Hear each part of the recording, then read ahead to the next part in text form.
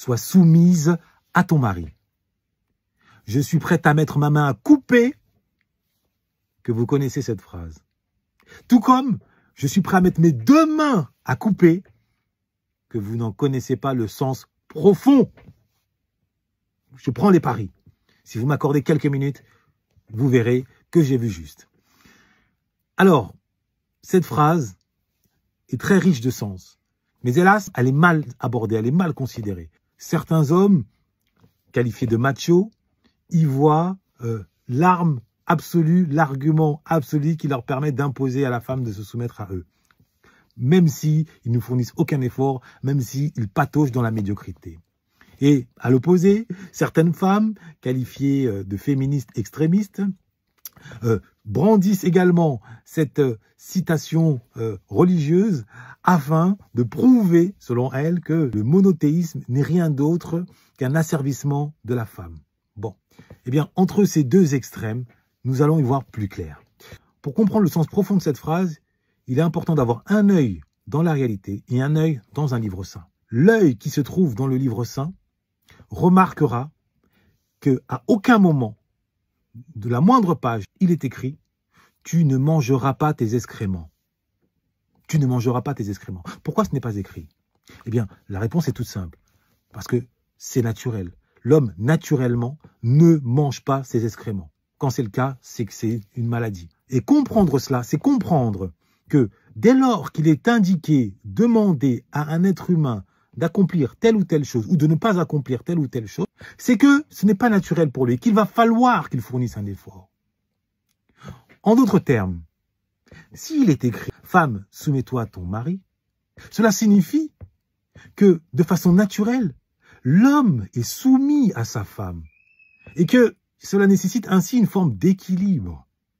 Et c'est à ce titre que je parlais tout à l'heure de l'autre œil axé sur la réalité. Dans la mesure où, que nous montre la réalité du quotidien des couples? Dans 80-90% des cas, l'homme est soumis à sa femme. Et pour le bien du couple, pour le bien du foyer. Et je précise pour le bien.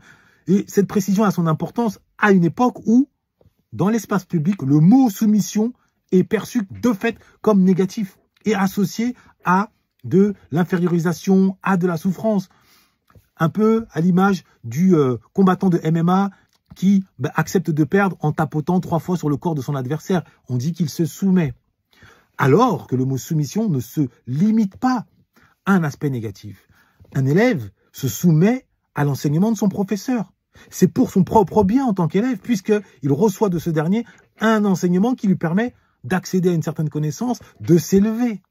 Voilà pourquoi, quand on analyse profondément le sens de la phrase « Femme, sois soumise à ton mari », finalement, il faut comprendre que les hommes sont naturellement soumis à leur femme et qu'en définitive, le vrai combat pour un homme ne consiste pas à chercher une femme qui lui sera soumise. Non, cette soumission sera obtenue si lui le mérite sur le plan économique ou sexuel ou intellectuel. Ça, j'ai déjà eu l'occasion de le dire à maintes reprises. Non, son vrai combat consiste à trouver la bonne femme à laquelle il va devoir se soumettre. En clair, la femme qui ne voudra pas le soumettre comme on soumet un esclave, par pur caprice, donc qui ne pensera qu'à elle, elle va le soumettre de briser son compte en banque pour s'acheter, pour qu'il lui achète un sac, des talons ou que sais-je. Non, la bonne femme, en tout cas celle qui lui conviendra, c'est celle qui va le soumettre à ses conseils pour qu'il puisse s'élever. Des conseils esthétiques, des conseils entrepreneuriaux, des conseils économiques, des conseils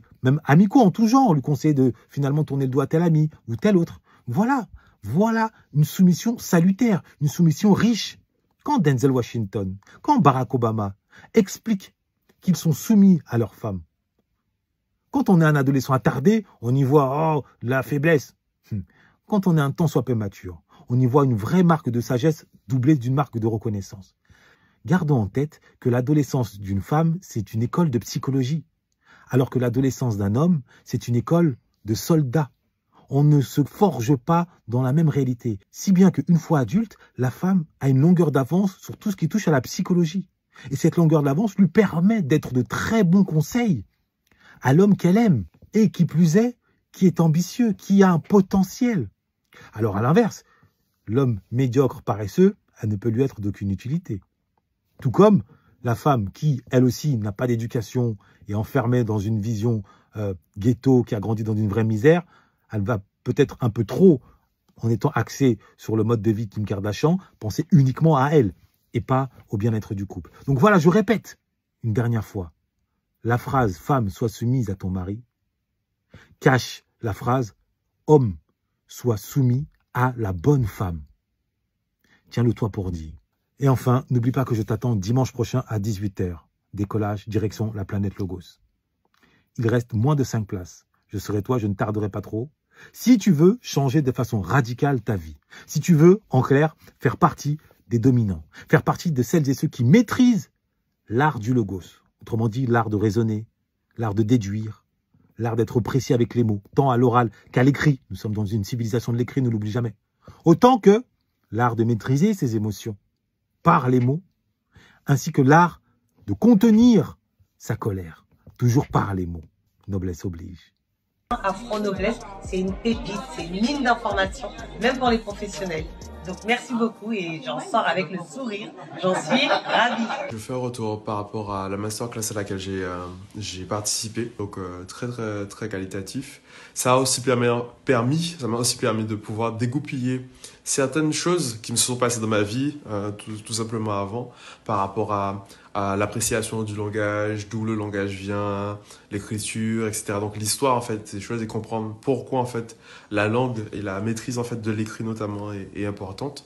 Donc je ne pourrais que recommander de pouvoir en fait travailler avec Ludovic Herman notamment et de participer au moins à la masterclass.